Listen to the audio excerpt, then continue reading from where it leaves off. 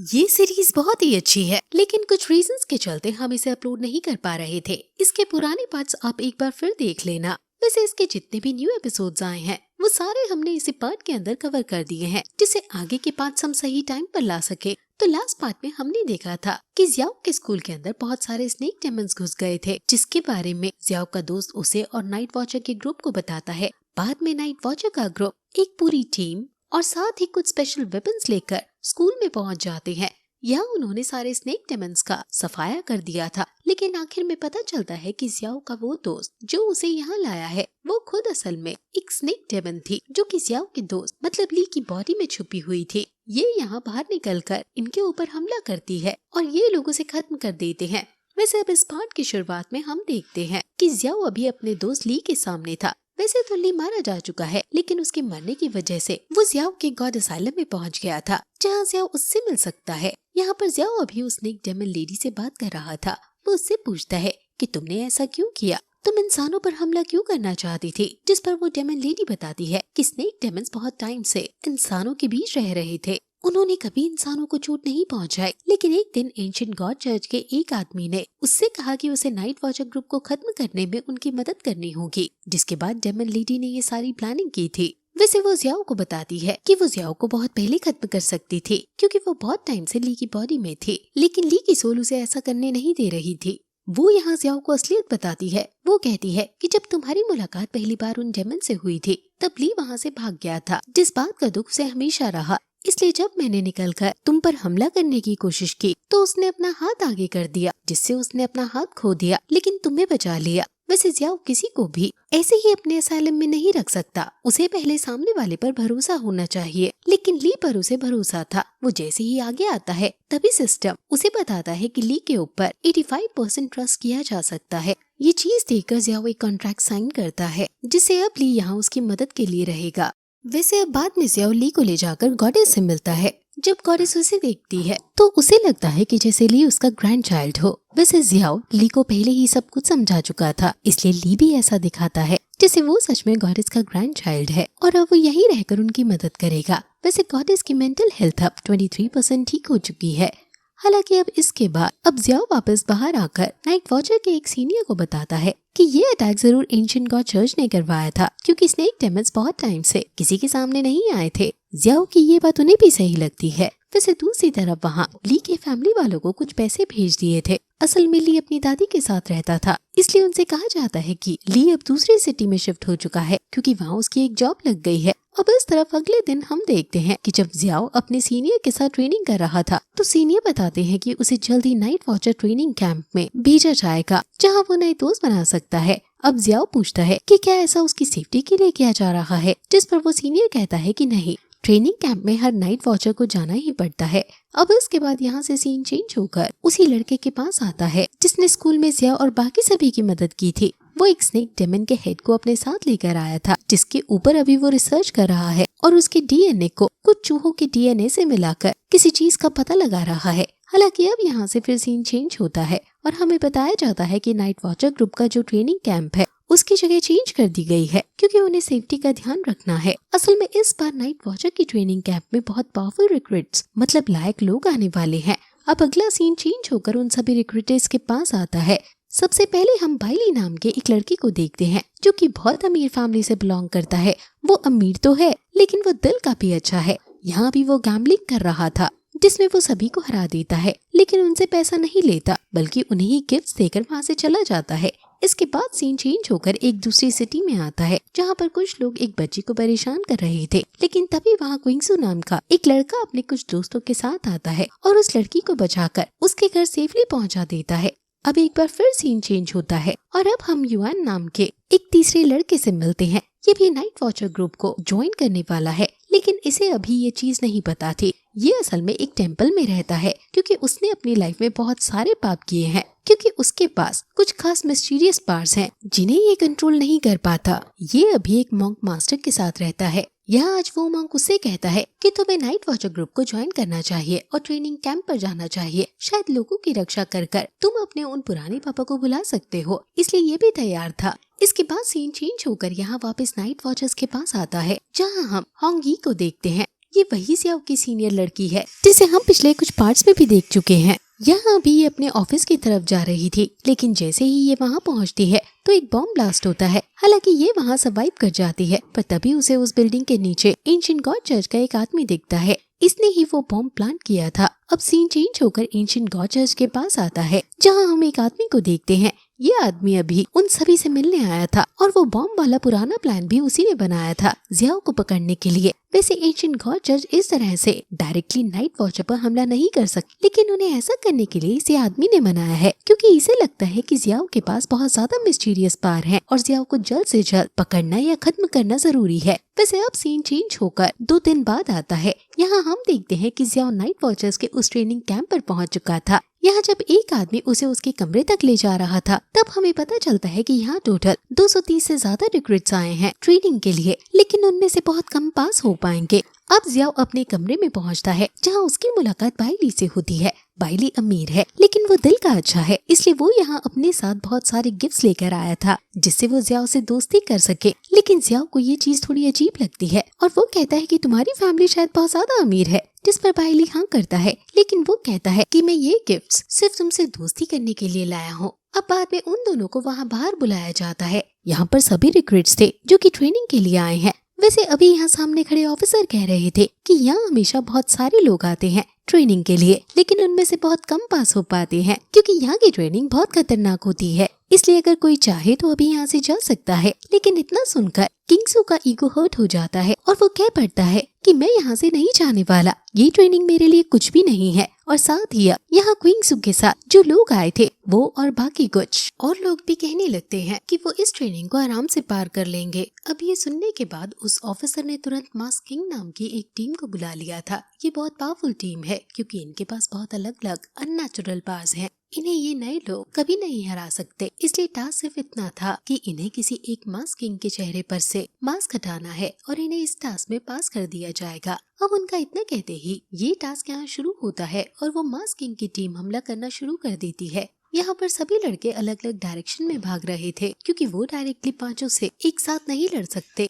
वैसे जियाओ भी बाइली को लेकर वहाँ से भाग गया था। वो अभी एक बेस कैंप की तरफ आता है, जहाँ कुछ वेपन्स रखे हुए हैं। यहाँ जब वो वेपन्स ले रहे थे, तभी वहाँ एक लड़की आती है और उसे देखते ही बाइली का उस पर क्रश आ जाता है। इस लड़की का नाम मू है, लेकिन हम इसे मिस मू कहकर बुलाएंगे। ये यहाँ जियाओ और बाकियों के साथ टीम बना लेती है, क्योंकि अगर इन्हें मास्क चाहिए तो इन्हें टीम में रहकर काम करना होगा। वैसे अभी बाइली उसे इम्प्रेस करने की कोशिश कर रहा था, जिस दौरान अचानक ही जियाओ मिस यू पर हमला कर देता है। लेकिन असल में वो उस पर हमला नहीं कर रहा था, वो उसके पीछे से आ रहे मास्क किंग के एक मेंबर पर हमला कर रहा था, जिसे उनमें से किसी ने भी नहीं देखा था। वो मास्क मैन यहाँ जियाओ की तारीफ करता है और फिर लड़ने लग जाता है। अभी लड़ते वक्त जब मिस मू उसके हाथ पर हमला करती है तो मिस मू की तलवार आर पार हो जाती है। उसे लगता है कि शायद ये मेंबर अपना हाथ रीजनरेट कर सकता है, लेकिन जियाओ कहता है कि ऐसा कुछ भी नहीं है। तुम्हारी तलवार असल में उसके हाथों को टच कर ही नहीं रही थी। हालांकि इनके पास मौका था, क्योंकि ये मेंबर्स में ज्यादा हैं, इसलिए उस एक मेंबर को आराम से हरा सकते हैं।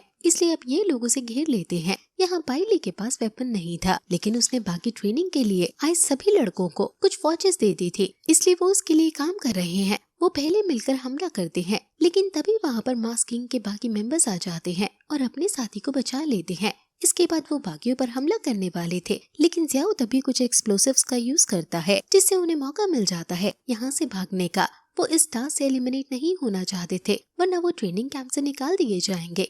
इसलिए अब जियाओ उन्हें लेकर वहाँ से निकल गया था और एक सेफ जगह पर ले आया था। दूसरी तरफ अभी वो मास्क किंग का मेंबर यहाँ बाकियों से कह रहा था कि जियाओ बहुत ताकतवर है। वो कहता है कि हम जानते थे कि उसके पास अननेचुरल पावर्स है, इसका मतलब उसे हराना बहुत मुश्किल होगा, इसलिए हमें पहले बाकी स्टूडेंट्स को हरा देना चाहिए, जिसे हम मिलकर बाद में सिर्फ पावरफुल्स पर फोकस कर पाएंगे। इस तरफ जियाओ भी बाकियों से कह रहा था कि इनके हमले के बाद बहुत सारे लोग पहले ही हार चुके होंगे, अब शायद सिर्फ पावरफुल लोग बचे हैं, इसलिए अब हमें भी प्लानिंग कर इन पर हमला करना होगा। दूसरी तरफ सीन चेंज होकर यहाँ ट्रेनिंग कैंप की बिल्डिंग पर आता है, जहाँ कुछ लोग आकर छिप गए थे। इन्हीं के बीच युआन भी था। तभी एक लड़का उसे आकर कहता है कि मास्क किंग का एक मेंबर यहाँ आ रहा है।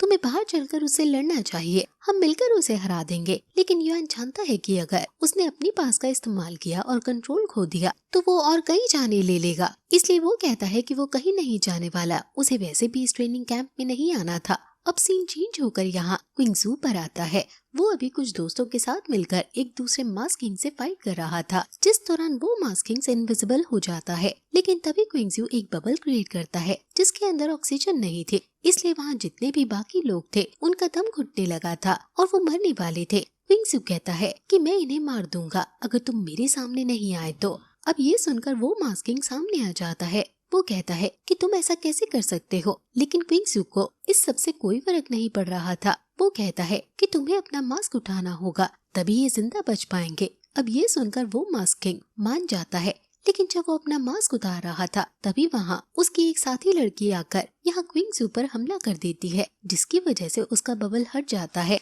जिसके बाद क्विंगजू यहाँ अपने सभी दोस्तों से कहता है कि बहुत हुआ नाटक, अब तुम यहाँ से भाग सकते हो। असल में उसके सभी दोस्त नाटक कर रहे थे उस मास्क मैन को ब्लैकमेल करने के लिए। वैसे इससे उसे गुस्सा आता है और वो क्विंगजू पर हमला करना शुरू कर देता है। अब तभी सीन चेंज होता है और हम वहाँ होंगी के पास आते हैं। वहाँ अभी एक दूसरा सीनियर आ चुका था, इसलिए उन्होंने उस एंशिएंट गॉड चर्च के मेंबर को पकड़ लिया था। जब वो उससे पूछते हैं तो उन्हें पता चलता है कि वो जियाओ को पकड़ने के लिए कुछ बड़ा प्लान कर रहे हैं। वैसे अब सीन चेंज होकर वहाँ क्विंगजू के पास आता है। वो हमें बता रहा था कि उसके बबल्स के अंदर नाइट्रोजन और ऑक्सीजन होती है, जिसकी वजह से वो उन्हें ब्लास्ट कर सकता है और इसी की मदद से अभी वो मास्क किंग को हरा रहा था। लेकिन तभी वहाँ 5 मास्क किंग्स आ जाते हैं। ये पूरी टीम थी, इसलिए इन्हें हराना अकेले क्विंगजू के बस की बात ही नहीं थी। लेकिन वो सब कुछ प्लान के हिसाब से ही कर रहा है। यहाँ वो जैसे ही इशारा करता है तभी बाकी सारे उसके दोस्त आसपास की दीवारों से फायर करना शुरू कर देते हैं। ये देखकर वो मास्क किंग हैरान थे कि इतने सारे लोग क्विंगजू की बात मान रहे हैं।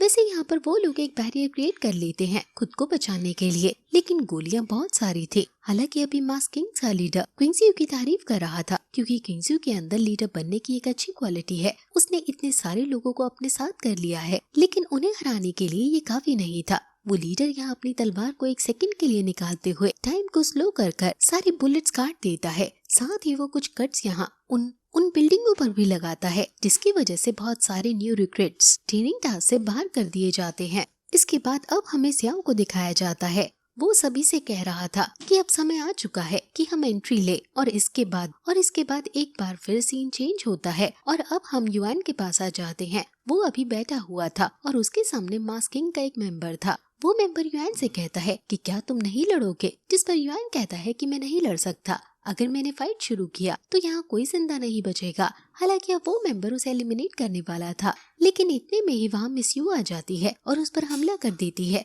उसी दौरान वहाँ जियाओ और बाइली की एंट्री होती है। यहाँ जियाओ बाइली से कहता है कि इसे यहाँ से लेकर जाओ। जियाओ को लग रहा था कि शायद युआन नहीं लड़ सकता, इसलिए उन्हें उसे सेफ रखना था। अब बाइली तुरंत स्पिरिचुअल रोप्स की मदद से युआन को उठाता है और वहाँ से भागता है। जिसके बाद यहाँ मास्क किंग का कैप्टन आता है और अब जियाओ और उसकी फाइट होने वाली थी। दूसरी तरफ मिस मू जिससे लड़ रही थी वो उस पर भारी पड़ रही थी। तभी वहाँ पर मास्क किंग की एक दूसरी मेंबर आ जाती है जिसके पास एक बहुत बड़ा हैमर था। वो पहले मेंबर को दूर हटा देती है। अब सीन चेंज होकर बाइली के पास आता है। यहाँ अभी वो भाग रहा था और युआन उससे जियाओ का नाम पूछ रहा था, लेकिन बाइली उसे नाम नहीं पता था क्योंकि बाइली का फोकस भागने में था। तभी वहाँ मास्क किंग का वो मेंबर आता है जो कि इनविजिबल हो सकता है। वो यहाँ बाइली पर हमला करता है, लेकिन बाइली उसके हमले से बच जाता है। बल्कि मास्क किंग के मेंबर ने जिस चाकू से यहाँ हमला किया था वो चाकू भी टूट चुका था, क्योंकि बाइली के पास एक फॉरबिडन आइटम है जो कि उसे इस तरह के वेपन से बचाता है। अब बाइली यहाँ स्पिरिचुअल वेपन्स क्रिएट कर हमला करने लगता है, लेकिन वो मेंबर इनविजिबल हो चुका था, इसलिए बाइली तुरंत एक चश्मा लगाता है जिससे उसे वो मेंबर दिखाई दे रहा था। हालांकि इसी बीच युआन बाइली से फिर से जियाओ का नाम पूछता है और बाइली जियाओ का नाम बताता है, जो सुनकर युआन हैरान था। वो सोचता है कि यही वो लड़का है जिसके बारे में मास्टर मुझे बता रहे थे। असल में युआन के मास्टर वही मॉन्क थे और उन्होंने कहा था कि उसे जियाओ के साथ देना है क्योंकि जियाओ ह्यूमैनिटी की रक्षा करेगा। अब युआन फैसला करता है कि वो जियाओ की मदद करेगा, इस तरफ बाइली अपने फॉरबिडन आइटम्स देख रहा था, जो देखकर अभी मास्क किंग का वो मेंबर हैरान था और उसे समझ नहीं आ रहा था कि आखिर इस लड़के के पास इतने सारे फॉरबिडन ट्रेजर्स कैसे आए, क्योंकि ये बहुत ज्यादा रेयर और बहुत ज्यादा महंगे हैं। वैसे यहाँ युआन जब जियाओ को ढूंढने के लिए जा रहा था, तभी उसके सामने मास्क किंग का एक दूसरा मेंबर आता है। अभी युआन डायरेक्ट मास्क किंग के लीडर से लड़ना चाहता था, लेकिन इस मेंबर को लगता है कि युआन कमजोर है, इसलिए ये युआन को हरा सकता है। अब युआन कहता है कि ठीक है। युआन को भी गुस्सा आ रहा था, इसलिए वो बैठ जाता है और एक मंत्र पढ़ने लगता है। वो कहता है कि मेरे मंत्र पूरे होने से पहले तुम यहाँ से भाग जाओ, वरना तुम नहीं बचोगे। हालांकि जब युआन नीचे बैठता है तब वो मेंबर हमला करने वाला था, लेकिन उसी समय वहाँ क्विंगजू आ जाता है और उस मेंबर पर हमला करने लगता है। वैसे असल में यहाँ पर सिर्फ 5 ही लोग बचे हैं जो कि अभी इस टास्क के लिए लड़ रहे हैं, और वहाँ मास्क किंग भी टोटल 5 ही हैं, इसलिए सबकी एक एक से लड़ाई हो रही थी। अब यहाँ हम जियाओ के पास आते हैं। जियाओ अभी उस कैप्टन से फाइट कर रहा था और कह रहा था कि तुम इस तलवार का इस्तेमाल क्यों कर रहे हो, ये फॉरबिडन वेपन है और तुम्हें इसका इस्तेमाल नहीं करना चाहिए क्योंकि तुम पहले ही ताकतवर हो। पर इस पर वो कैप्टन कहता है कि मैं ये चीज नहीं मानता, ये मेरी तलवार है और मैं इसका इस्तेमाल करूंगा। लेकिन तभी जियाओ लड़ते वक्त उसकी तलवार पर किसी तरह से सील लगा देता है, जिससे उस तलवार की पूरी पार को वो कैप्टन यूज कर ही न पाए। असल में जियाओ को बाइली ने इस तलवार के बारे में बताया था, क्योंकि बाइली की फैमिली इतनी अमीर है कि बाइली बचपन में इस तलवार से खेला करता था, लेकिन उसके बाद उन्होंने इस तलवार को यहाँ मास्क किंग के कैप्टन को गिफ्ट कर दिया। अभी जब ये चीज मिस मू सुनती है तो वो बाइली से उसकी फैमिली के बारे में पूछती है। बाइली अपना पूरा नाम बताता है तो मिस मू समझ जाती है कि बाइली की फैमिली बहुत अमीर है, लेकिन मिस मू अमीरों से नफरत करती है। हालांकि यही अमीरी अभी वहाँ बाइली को बचा रही थी, क्योंकि बाइली के पास गोल्डन बीटल्स नाम का भी एक फॉरबिडन ट्रेजर है। वैसे यहाँ उसके पास तो बहुत सारे गोल्डन बीटल्स थे, जिसका इस्तेमाल कर वो मास्क किंग के मेंबर को यहाँ से वहाँ दौड़ा रहा था। अब सीन चेंज होकर क्विंगजू के पास आता है। वो भी अभी उस मास्क किंग के मेंबर पर भारी पड़ रहा था और कह रहा था कि तुम तो कितने ज्यादा कमजोर हो। वैसे तभी हम युआन के पास आते हैं। वो इस वक्त जिस मंत्र को पढ़ रहा था वो मंत्र कंप्लीट हो चुका था, जिसके बाद अचानक ईविल और डिवाइन एनर्जी साथ में वहाँ रिलीज होना शुरू होती है, जिसके बाद युआन एक डेमन में बदल जाता है। उसकी बार बहुत ज्यादा बढ़ चुकी थी, इसलिए मास्क किंग का वो मेंबर जो उससे लड़ने आया था वो वहाँ से भाग रहा था। यहाँ पर युआन उसका पीछा करता है उसे खत्म करने के लिए, क्योंकि युआन अब खुद के कंट्रोल में नहीं था, लेकिन इस एनर्जी को सभी ने महसूस कर लिया था। वहाँ दूसरी तरफ जो लोग अभी इस पूरी ट्रेनिंग को देख रहे हैं वो भी तारीफ कर रहे थे और कह रहे थे कि इस बार हमें बहुत सारे नाइट वॉचर्स मिलने वाले हैं। वो सभी खुश थे। तभी सीन चेंज होकर बाइली के पास आ जाता है, जहाँ वो अपने ओपोनेंट मतलब उस मास्क किंग के मेंबर्स पर भारी पड़ रहा था। वो यहाँ उसका मास्क उतारने ही वाला था, मतलब उस मास्क को तोड़ने ही वाला था, लेकिन इतने में ही वहाँ मास्क किंग का दूसरा मेंबर आ जाता है जिसका पीछा युआन कर रहा था। अब बाइली ने उन दोनों पर हमला कर दिया था। युआन ने उन दोनों को रोक लिया था, इस वजह से वो दोनों तो लगभग हार ही चुके थे, जिससे बाइली खुश था। लेकिन तभी युआन बाइली पर ही हमला करना शुरू कर देता है। वैसे दूसरी तरफ वहाँ जियाओ के पास हम देखते हैं कि अभी जिस सील का उसने इस्तेमाल किया था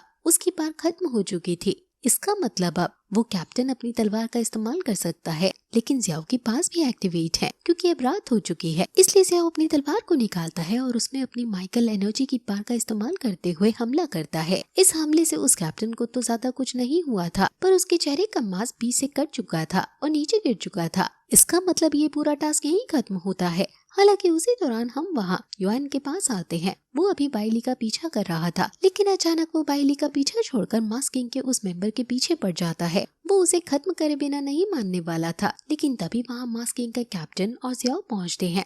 मास्क किंग का कैप्टन एक सर्कल क्रिएट करता है जहाँ टाइम थोड़ा स्लो हो चुका था, और इस दौरान जियाओ बाइली की दी हुई उस सील का इस्तेमाल कर युआन की पूरी बॉडी कवर करता है, जिससे वो हेवेनली सील उसके अंदर की इविल एनर्जी को खींच लेती है। वैसे अब सील की वजह से ह्यूमन फॉर्म में आ चुका था। वैसे ह्यूमन फॉर्म में आते वक्त वो जियाओ से कह रहा था कि उसने बहुत पाप किए हैं जिन्हें सिर्फ जियाओ ही मिटा सकता है, लेकिन जियाओ को ये चीज समझ नहीं आती। वैसे अब तभी वहाँ वही ऑफिसर आता है जिसने इन्हें इस टास्क के बारे में बताया था। वो पहले ही बहुत हैरान था कि जियाओ ने मास्क किंग के कैप्टन को हरा दिया, लेकिन यहाँ वो जियाओ से ये कहने आया था कि तुम्हें ये चीज किसी को नहीं बतानी है। जियाओ इस चीज पर हाँ कर देता है, लेकिन बाइली और क्विंगजू हाँ नहीं करते। वो चाहते थे कि सच सबको पता चले। अब जब मिस मू से ये चीज पूछी जाती है तो वो कहती है कि वो झूठ बोलने को तैयार है क्योंकि उसने कैप्टन को नहीं हराया है। कैप्टन को जियाओ ने हराया है और जब उसे इस चीज में कोई तकलीफ नहीं तो इस पर मिस मू क्या कह सकती है। ये सुनकर बाइली और क्विंगजू भी मान जाते हैं। वैसे इसके बाद इन्हें इनके कमरे में आराम करने के लिए भेज दिया गया था। यहाँ बाहर अभी वो ऑफिसर और मास्क किंग का कैप्टन खड़े होकर बात कर रहे थे। अभी ऑफिसर कैप्टन से कह रहा था कि मैं चाहता था कि तुम जीतते। इसमें कैप्टन कहता है कि आपने ही मुझे कहा था कि मैं अपनी पूरी पावर का इस्तेमाल ना करूं। अगर मैं अपनी पूरी पावर का इस्तेमाल करता तो बेशक मैं जीत जाता। इस पर ऑफिसर कहता है कि बिल्कुल, लेकिन इससे पूरा ट्रेनिंग कैंप भी डिस्ट्रॉय हो सकता था, इसलिए कोई बात नहीं। वैसे अब आज के दिन आराम करने के बाद अगले दिन से ट्रेनिंग शुरू होती है। हमें बताया जाता है कि सिर्फ यही 5 सिलेक्ट हुए हैं। बाकी जिन लोगों ने भी उस टास्क के दौरान अच्छा परफॉर्म किया था उन्हें भी सिलेक्ट कर लिया है, लेकिन अभी पूरी तरह से ट्रेनिंग खत्म नहीं हुई है, इसलिए ये चीज नहीं कही जा सकती कि यहाँ से कितने लोग पास होकर नाइट वॉचर बनेंगे। हम देखते हैं कि इस वक्त जब सभी मॉर्निंग रूटीन फॉलो कर रहे थे तब युआन जियाओ की बार बार मदद कर रहा था, जो चीज जियाओ को अजीब लग रही थी। इसके बाद उनकी ट्रेनिंग शुरू होती है। वहाँ ट्रेनिंग बेस पर बहुत सारे ऐसे टैलिस्मैन का यूज किया गया है जिनसे इनकी पावर ब्लॉक होगी। इससे उन्हें असली ट्रेनिंग के बारे में पता चलेगा। असल में वहाँ जो टैलिस्मैन लगे थे वो उनकी पावर को ब्लॉक करेंगे, जिससे किसी भी रिक्रूट को एडवांटेज नहीं मिलेगा। वैसे यहाँ बाइली नहीं भाग पा रहा था, इसलिए उसके पीछे कुत्ते छोड़ दिए जाते हैं और बाद में इन्हें अलग अलग खतरनाक ट्रेनिंग्स कराई जाती हैं। अब यहाँ स्वॉट ट्रेनिंग की बारी थी, जहाँ जो मास्टर इन्हें सिखाने के लिए आया था वो इनके सामने कूल बनना चाहता था, इसलिए वो सबसे पहले बाइली को बुलाता है क्योंकि उसे लगता है कि बाइली तलवार चलाना नहीं जानता होगा। लेकिन जब वो बाइली पर हमला कर रहा था तब उसकी तलवार टूट जाती है क्योंकि बाइली के गले में जो नेकलेस है वो उसे बचा रहा था। हालांकि अब बाइली उस नेकलेस को उतार देता है, जिसके बाद वो मास्टर फिर से कूल बनने के लिए हमला करता है, लेकिन इस बार बाइली के हाथ का ब्रेसलेट उसकी तलवार को जला देता है। इस चीज से उस मास्टर का कॉन्फिडेंस नीचे गिर चुका था। हालांकि बाइली माफी मांगते हुए अपने ब्रेसलेट को भी उतारने लगता है, लेकिन वो मास्टर कहता है कि नहीं, तुम नीचे जाओ, और अब वो दूसरा कमजोर ओपोनेंट ढूंढने लगता है। अब इसी दौरान इनकी नजर जियाओ पर पड़ती है। जियाओ भले ही बहुत पावरफुल हो, लेकिन उसकी शक्ल बहुत मासूम टाइप की है, इसलिए वो जियाओ को चुन लेता है। जियाओ वहाँ आता है और जब उनमें फाइट शुरू होती है तो जियाओ उस मास्टर पर भारी पड़ने लगता है।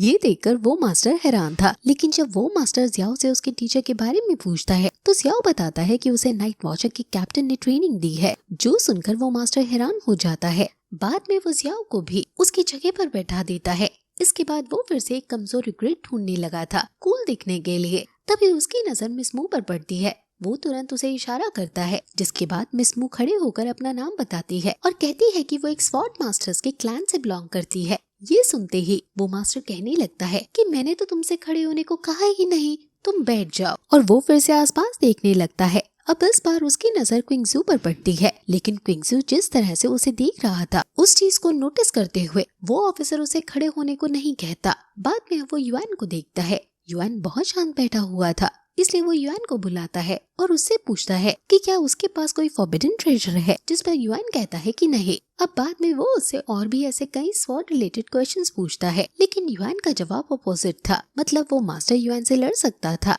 अब वो युआन को वहाँ बुलाकर उसे तलवार उठाने को कहता है, लेकिन युआन कहता है कि वो तलवार नहीं उठा सकता। इस पर वो मास्टर कहने लगता है कि तुम्हें तलवार उठानी होगी। हालांकि यहाँ बाइली भी मास्टर को वार्न करता है कि वो युआन को तलवार उठाने पर मजबूर ना करे, लेकिन मास्टर के ऑर्डर देने पर अब युआन ने तलवार उठा ली थी, जिसके बाद वो फिर से एक डेमन में ट्रांसफॉर्म हो जाता है और उसकी पावर बढ़ जाती है। साथ ही वो फिर से अपने ऊपर कंट्रोल खो चुका था, इसलिए वो हमला करने लगा था, जो देख सभी नए रिक्रूट्स वहाँ से भागने लगे थे। हालांकि जियाओ, क्विंगजू, मिस मू और बाइली वहीं खड़े थे। यहाँ पर अभी जो टैलिस्मैन लगे हुए हैं वो युआन की पावर्स को नहीं रोक पा रहे थे, इसलिए उन्हें बाइली की ही उन सील्स का इस्तेमाल करना पड़ता है, जिससे वो सेफली युआन को रोक देते हैं। अभी वो मास्टर ये चीज देखकर बहुत हैरान था और कह रहा था कि इस बार के न्यू रिक्रूट्स बहुत ज्यादा ताकतवर हैं। अब सीन चेंज होकर रात पर आता है। हम देखते हैं कि अभी वो सभी कैंटीन में बैठकर खाना खा रहे थे। यहाँ अभी जिस शेफ ने ये खाना बनाया था वो कह रहा था कि तुम्हें यही खाना मिलेगा।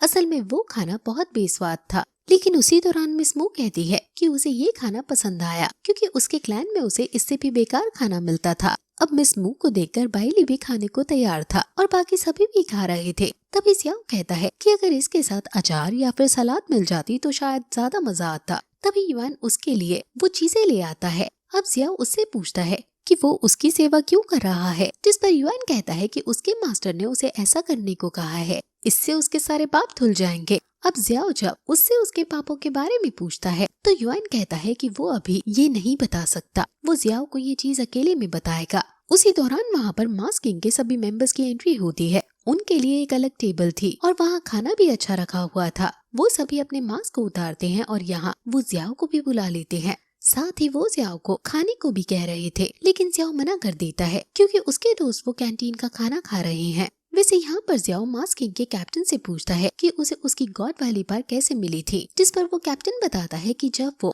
रोड क्रॉस कर रहा था तभी एक ट्रक उसकी तरफ उसे टक्कर मारने आया, लेकिन उसी दौरान उसे एंजल ऑफ टाइम ने अपनी बार्स दी। इसके बदले उसे एक चीज लाने को कहा गया, लेकिन वो चीज वो अभी तक ढूंढ नहीं पाया है क्योंकि वो चीज यहाँ धरती पर नहीं है। वैसे वो बताता है कि उसके ऊपर भी एंशिएंट गॉड चर्च के लोग कई बार हमला कर चुके हैं, लेकिन हर बार उसके दोस्त उसे बचा लेते हैं। ये सुनकर जियाओ हैरान था। हालांकि अब कैप्टन जियाओ से पूछता है कि उसे पास कैसे मिली थी, जिस पर जियाओ कहता है कि मुझे नहीं पता, मुझे तो अचानक ही पास मिल गई थी।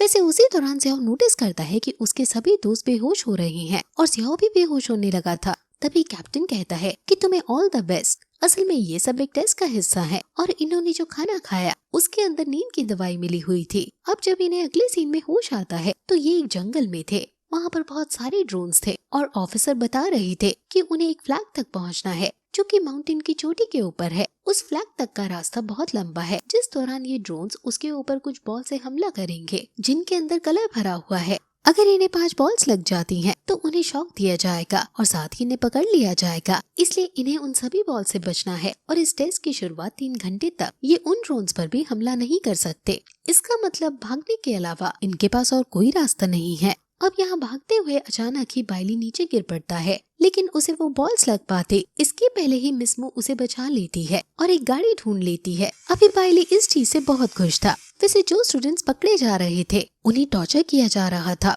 और उनकी आवाज भी बाकी स्टूडेंट्स को सुनाई दे रही थी, जिससे कि वो पूरा जोर लगाकर भागे।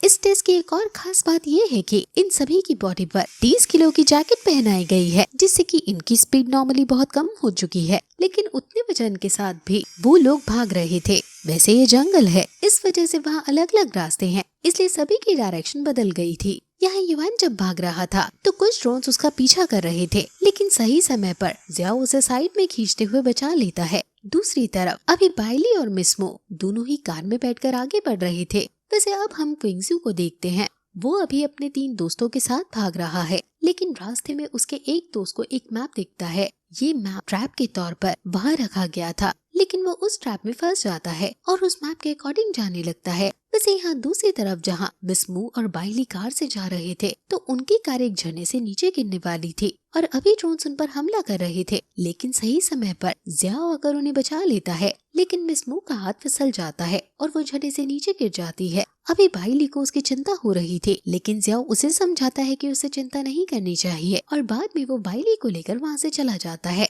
अभी बाइली को ऑलरेडी 2 कलर्स बॉल लग चुकी थी, इसलिए उसे थोड़ा संभल कर रहना होगा। अब यहाँ हम किंग जू को देखते हैं। किंग जू अभी भागते हुए नोटिस करता है कि उसका एक दोस्त पीछे रह गया है, इसलिए वो अब अपने उस दोस्त को बचाने के लिए अपने बाकी दोस्तों के साथ वापस पीछे जाने को कह रहा था, लेकिन अभी वो ड्रोन्स उनका पीछा कर रहे हैं, इसलिए पीछे लौटने से वो लोग भी एलिमिनेट हो जाएंगे। वैसे अब रात हो चुकी थी और सिर्फ 9 लोग इस टेस्ट में बचे हुए थे। यहाँ क्विंगजू के साथ भाग रहे उसके 2 दोस्त में से एक दोस्त बहुत ज्यादा थक चुका था और दूसरा भी अभी भागने की हालत में नहीं था, लेकिन उस दूसरे वाले को बचाने के लिए किंगजू ड्रोन्स के सामने आकर भागना शुरू करता है। ड्रोन उसकी तरफ यहाँ कलर बॉल शूट कर रहे थे, लेकिन तभी उसका वो दूसरा दोस्त सामने आकर खुद को एलिमिनेट करते हुए क्विंगजू को बचा लेता है। वैसे वहाँ वो तीसरा दोस्त जो कि मैप लेकर गया था वो रास्ता भटक चुका था और जब वो वापस लौट रहा था तभी उसके पैर में कुछ मोच आ चुकी थी, इसलिए अब ड्रोन्स उस पर हमला करने वाले थे, लेकिन सही समय पर क्विंगजू वहाँ पहुँच जाता है। वो उन ड्रोन्स को हटा रहा था, लेकिन उसका दोस्त उसे बताता है कि इसका कोई फायदा नहीं क्योंकि उसके पैर में मोच आ चुकी है और अब वो आगे नहीं भाग सकता। अब क्विंगजू देखता है कि वो यहाँ कुछ नहीं कर पाएगा, लेकिन वो अपने दोस्त को छोड़कर भाग नहीं सकता था, इसलिए वो खुद भी यहाँ एलिमिनेट हो जाता है, जो देखने के बाद अभी वहाँ वो ऑफिसर भी हैरान थे। बाद में इनको भी पकड़कर वो लोग ले जाते हैं। अभी सबको टॉर्चर किया जाना था, वैसे टॉर्चर के साथ उनसे पहले के कुछ सवाल भी पूछे जा रहे थे। यहाँ हम क्विंसी के दोस्त को देखते हैं, जिससे वो लोग उससे पूछ रहे थे कि वो क्विंसी की बात क्यों नहीं मानते हैं। क्या क्विंसी अपनी पास से उनसे जबरदस्ती बात मनवाता है, जिस चीज पर वो लड़का कहता है कि नहीं, क्विंसी उनका दोस्त है। वो एक पुरानी स्टोरी बताता है कि ये अभी कुछ साल पहले की बात है। इस लड़के को कुछ कॉलेज स्टूडेंट्स बहुत परेशान किया करते थे, लेकिन एक दिन ये चीज क्विंसी ने देख ली और उसने उन लड़कों को अच्छा सबक सिखाया। वैसे उस दिन क्विंसी के एग्जाम का दिन था और वो कॉलेज ज्वाइन करने वाला था। उस कॉलेज में ज्वाइन होना उसका सपना था, लेकिन उसने उस एग्जाम को छोड़कर इस लड़के की मदद की। इस वजह से वो हमेशा क्विंसी की बात मानता है। वैसे यहाँ जो भी सवाल पूछे जा रहे थे वो सभी रिग्रेट्स को सुनाई दे रहे थे, इसलिए वहाँ बाइली भी युआन से कहता है कि क्या तुमने भी वो खबर सुनी है कि क्विंसी ने अपने दोस्त का कर्जा चुकाने के लिए अपना घर बेच दिया था। जिस पर युआन कहता है कि हाँ, वो खबर सच है। क्विंसी अपने दोस्त के लिए कुछ भी कर सकता है, इसलिए वो लोग उसकी बात मानते हैं और रिस्पेक्ट करते हैं। वैसे अभी यहाँ इन पर ड्रोन्स हमला कर रहे थे और बाइली बहुत ज्यादा थक चुका था, इसलिए वो एक गुफा में पहुंच जाता है। यहाँ अभी वो कुछ देर के लिए रुके थे, जिस दौरान बाइली कह रहा था कि अब वो और नहीं चल पाएगा, इसलिए उसे हार माननी है। लेकिन वो इस तरह से हार नहीं मानेगा, वो भी क्विंसी की तरह स्टाइल मारते हुए एलिमिनेट होना चाहता है। वैसे वो लोग उसे ऐसा नहीं करने देते। अभी यहाँ युआन भी कह रहा था कि वो भी और ज्यादा नहीं भाग पाएगा और अगर उसने भागने की कोशिश की तो शायद वो बेहोश हो जाए, जिसके बाद वो खुद को कंट्रोल नहीं कर पाएगा और पहले भी वो बहुत पाप कर चुका है, इसलिए अब वो और ऐसा नहीं करना चाहता। ये सुनकर वो लोग उसके पापों के बारे में पूछते हैं। अब युआन बताता है कि उसने बचपन में एक पूरे विलेज को जला दिया था, जिस चीज का उसे हमेशा से रिग्रेट है। हालांकि जियाओ उसे समझाता है कि तब तुम छोटे थे और तुम्हारी पास पर कंट्रोल नहीं है, इसलिए इसमें गलती तुम्हारी नहीं है, तुमने वो सब जानकर नहीं किया था। वैसे तभी युआन उससे पूछता है कि क्या तुम्हारा कोई दोस्त है, जिस पर जियाओ कहता है कि नहीं, बचपन में मैं कोई दोस्त नहीं बना पाया, इसके कुछ रीजंस थे। हालांकि युआन कहता है कि तुम भी बिल्कुल मेरी तरह हो, मेरा भी बचपन से कोई दोस्त नहीं था, लेकिन यहाँ ट्रेनिंग कैंप में आने के बाद मुझे तुम और बाइली मिले, तुम दोनों मेरे अच्छे दोस्त हो। वैसे अब यहाँ ज्यादा देर तक रेस्ट नहीं किया जा सकता, इसलिए यहाँ से निकलना होगा। अभी यहाँ से उन दोनों से एक बात और पूछता है, लेकिन वो नहीं जा सकते थे। बाइली तो यहाँ बाहर आकर ड्रोन्स के सामने खुद को एलिमिनेट कर रहा था, उसे बस स्टाइल दिखाना था। वो ड्रोन्स हमला करते हैं और बाइली एलिमिनेट हो जाता है। हालांकि जियाओ इतने टाइम में निकल चुका था, युआन भी नहीं भाग सकता था, इसलिए वो ड्रोन्स युआन को भी पकड़ लेते हैं। अब इस टेस्ट में सिर्फ जियाओ बचा हुआ था, क्योंकि वहाँ ऑफिसर को मिस मू भी बेहोशी की हालत में रिवर के पास मिली है। वैसे यहाँ ये लोग ये चीज देखकर हैरान थे कि जियाओ अभी अकेला सही डायरेक्शन में आगे बढ़ रहा है, जबकि रात के टाइम रास्ता पता लगाना और ज्यादा मुश्किल होता है। लेकिन जियाओ वहाँ आगे इसलिए बढ़ रहा था क्योंकि वो जंगली जानवर से बात करते हुए उनकी हेल्प ले रहा है। हालांकि अब आगे बढ़ते हुए अचानक से यहाँ सिग्नल हट जाता है और वो ड्रोन्स काम करना बंद कर देते हैं। यहाँ जियाओ जंगल के बीच था और तभी उसकी मुलाकात एक आदमी से होती है। ये आदमी एंशिएंट गॉड चर्च का आदमी है। इसने पहले जियाओ की लोकेशन का पता लगा लिया था, इसलिए ये यहाँ जियाओ को लेने आया है। वो जियाओ से कहता है कि क्या तुम शांति से हमारे साथ चलने को राजी हो, जिस पर जियाओ साफ मना कर देता है। जिसके बाद वो आदमी जियाओ के पेट पर मुक्का मारता है और पॉइजनस ऑब्जेक्ट से हमला करता है, लेकिन जियाओ उसके हमले से बच रहा था। अभी इसी दौरान जियाओ बैट्स का इस्तेमाल करता है, लेकिन बाद में उस आदमी ने जियाओ को पकड़ लिया था। वो उसे वाइन्स में पकड़ लेता है और कहता है कि तुम्हारे पास सिर्फ दो ऑप्शन है, या तो तुम हमारे साथ चलो और एंशिएंट गॉड चर्च को ज्वाइन कर लो, या फिर यही मारे जाओ। वैसे यहाँ गॉड असाइलम के अंदर गॉडेस को कुछ अजीब फील होता है। तभी वहाँ रखा वो बाज जिसे वो अपना बीटा मानती है, वो नीचे गिर जाता है, जिसके बाद वो उसे उठाकर स्टोरी सुनाने लगती है। ये किसी भालू की स्टोरी थी। यहाँ वो जिस भालू की बात कर रही थी वो कोई मामूली भालू नहीं था, और वैसे भी जियाओ ने गॉडेस की मेंटल हेल्थ को इतना ठीक तो कर ही दिया है कि अब गॉडेस की पार जियाओ के अंदर आना शुरू हो जाए। इसलिए वो जो स्टोरी सुना रही थी उसमें जो पियर था उसकी स्पिरिचुअल एनर्जी यहाँ जियाओ की बॉडी के अंदर आने लगती है, जिससे जियाओ आजाद हो चुका था। और अचानक ही वहाँ बहुत सारे मीटियोइड्स की तरह स्पिरिचुअल एनर्जी गिरने लग जाती है। इससे उस आदमी को बहुत प्रॉब्लम हो रही थी और तभी जियाओ उस पर हमला करता है, जिससे वो आदमी मारा जाता है। पर बाद में पता चलता है कि वो सिर्फ एक क्लोन था। वैसे वो एक खास तरह का क्लोन था, क्योंकि उस क्लोन ने यहाँ जियाओ का एक क्लोन इमेज क्रिएट कर एंशिएंट गॉड चर्च में भेज दिया था। वहाँ वो लोग जियाओ से बात कर पा रहे थे। वो जियाओ से कहते हैं कि वो उनकी एंशिएंट गॉड चर्च को ज्वाइन कर सकता है, इससे जियाओ को और ज्यादा पार मिलेगी क्योंकि एंशिएंट गॉड चर्च 3 गॉड्स को फॉलो करता है और वो गॉड जियाओ को अपनी बार देने के लिए तैयार हैं। लेकिन जियाओ यहाँ उन 3 गॉड्स के स्टैचू के ऊपर वही कलर बॉल से हमला करता है और उनके डिसरिस्पेक्ट करता है। इसका मतलब उसने इनका ऑफर ठुकरा दिया था। अब बाद में जियाओ वापस से टेलीपोर्ट होकर यहाँ जंगल के बीच आ चुका था। अभी उस क्लोन के हमलों की वजह से जियाओ बहुत ज्यादा इंजर्ड है, इसलिए वो उठ नहीं पा रहा था। तभी वहाँ वो ऑफिसर पहुँचता है। वो जियाओ के सामने नहीं था लेकिन छुपकर उसे देख रहा था। उसे लगता है कि जियाओ अब हार मान लेगा, लेकिन हार मानने के बजाय जियाओ तो भागने लगता है। ये देखकर अभी उसके दोस्त उसे चेयर कर रहे थे। वो अभी उन ड्रोन्स के कैमरास की मदद से उसे देख रहे हैं और यहाँ वो जियाओ उनकी आवाज भी सुन सकता था। उसके दोस्त कहते हैं कि तुम अच्छे पलों को याद करो, इससे तुम्हें अपनी बॉडी का दर्द महसूस नहीं होगा। जिसके बाद जियाओ अपने बचपन को याद करने लगता है जहाँ उसके साथ सब कुछ बुरा ही हुआ था क्योंकि उसे बचपन से मेंटल हॉस्पिटल में रहना पड़ा था। लेकिन फिर वो अपने पलों को याद करने लगता है। जिसके बाद वो फिनिश लाइन पर पहुँचता है और सुबह हो जाती है। अच्छे पलों में उसे यहाँ कॉन्ग का चेहरा याद आ रहा था। वो अभी खुश भी था और दुखी भी, लेकिन अचानक ही वो बेहोश हो जाता है। अब जब उसे होश आता है तो ऑफिसर बताते हैं कि वो टेस्ट पास कर चुका है और वो उसे उसकी और उसके दोस्तों की फोटोज भी देते हैं।